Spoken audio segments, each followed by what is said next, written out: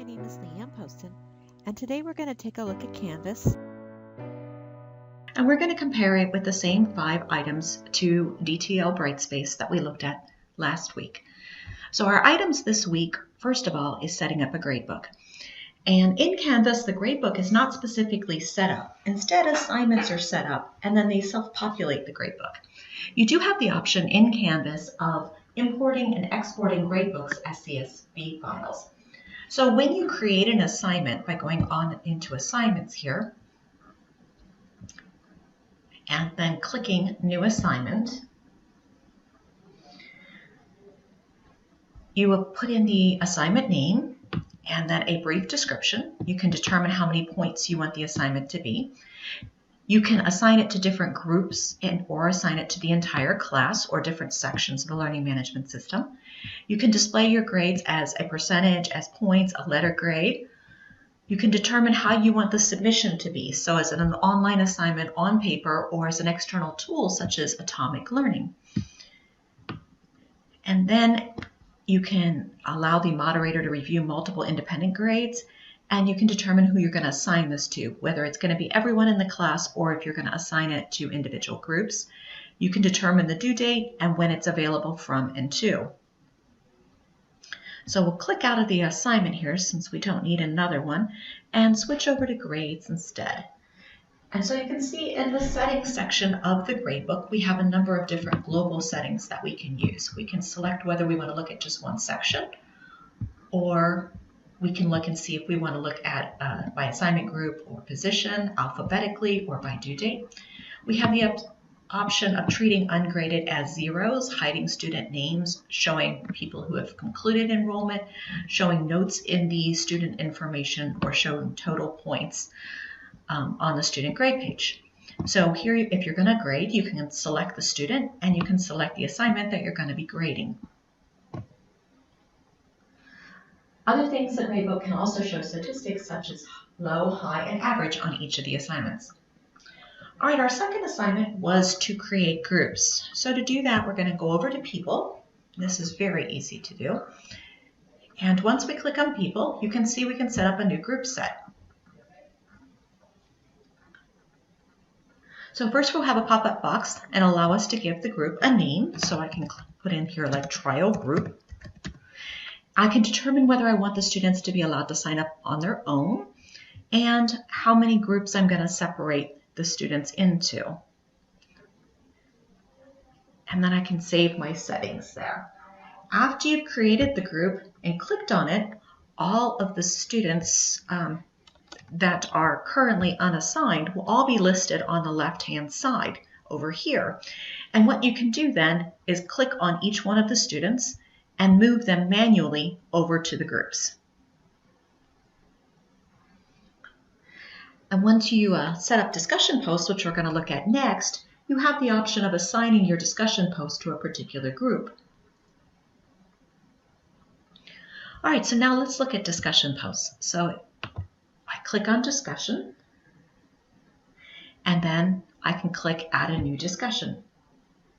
So we would enter the topic of the discussion, a brief description of the discussion. If you have an assignment file that, something you want them to read or a case study, you can attach it.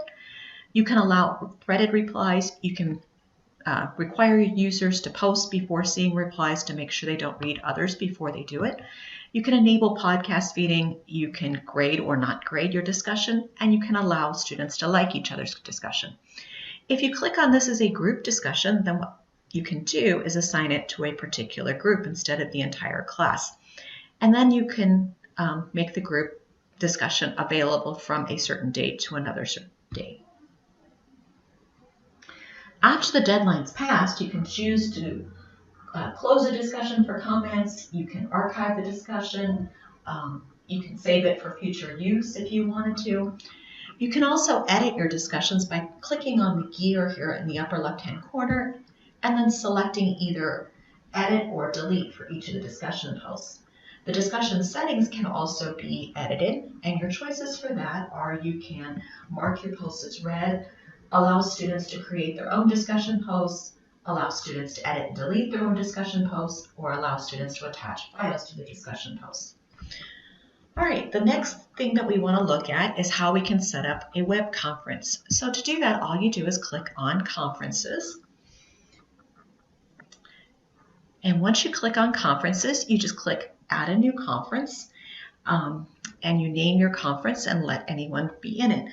Now, I've already set up a conference, so we're going to click right into that conference. You click Join, and this is what your students will do. And now, prior to this, I have already given the conference a name, a duration, had the option of whether I wanted to record the conference or not, whether I wanted to bypass a time limit for the conference, and whether I wanted to invite group members or post updates during the conference. So I'm going to go ahead and join the conference with the microphone. And once I'm in the conference here, you can notice that I have the option of using a webcam for the conference. I have emoticons that I can select from, various settings that I can choose, such as muting the others or locking viewers. You can see that there are a number of different shortcut keys, and I can send chat messages within the conference. There's also a very functional whiteboard. So here's the whiteboard. You can draw on it, type on it, add pictures, anything that you want to. So truly one of the easiest conferences I've seen in any of the learning management systems. All right, our last assignment was to perform a quality check as a student. And to do that, you go down to Settings here at the bottom. And notice that we have a number of different options over here, and one of the options is Student View. And once I click on Student View, I will be able to look around the course as a student. So you can see there are assignment notifications. The student has also been notified that there's a conference in progress that they can be joining right now. Once I finish looking around as a student, what I can do is click down here at the bottom and leave the Student View. So I hope you enjoyed this quick tour of Canvas Learning Management System. As you can see, it's very intuitive and very easy to use. It might not have quite the visual appeal of Brightspace or Blackboard as far as differentiation of categories, but a very straightforward, intuitive system.